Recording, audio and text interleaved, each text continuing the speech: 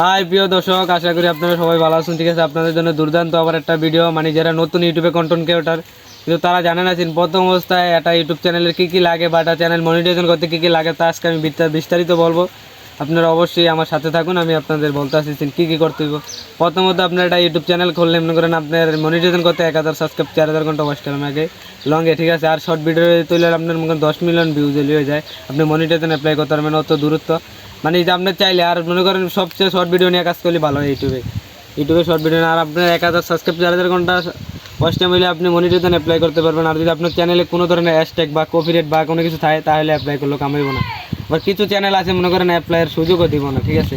মানে কিছু কিছু চ্যানেল আছে ধরেন হ্যাশট্যাগ খাই গেছে বা কপিরাইট আইসা বসে, অন্য কারো ভিডিও আপনি নামায় আপলোড করেন ইউটিউবে, তাহলে লাভ হইব না। তো মানে আপনি নিজের নিজের কিছু করলে লাভ হইব, ঠিক আছে। আপনি নিজের ভিডিও চাইলে মনে করেন আপনার কপিরাইট বা কোনো কিছু থাকবো না। মনে করেন এই আমি ভিডিওটা ছাড়তেছি, ভিডিওটার ভিতরে কোনো কপিরাইট বা কিছুই থাকবো না, কারণ আপনি আরেকজনের ভিডিও নামায় ছাড়বেন, আরেকজনের ডিজেকার নামায় ছাড়বেন, ওই সব কিছু চাইলে আপনার চ্যানেলে হ্যাশট্যাগ বা কপিরাইট আনার সম্ভাবনা থাকে। কারণ কেউ যদি দেয় তাহলে আপনার চ্যানেল এমন আছে 2টা হ্যাশট্যাগ খাইলে আপনার চ্যানেল ব্যান্ড হয়ে যেতে পারে, ঠিক আছে।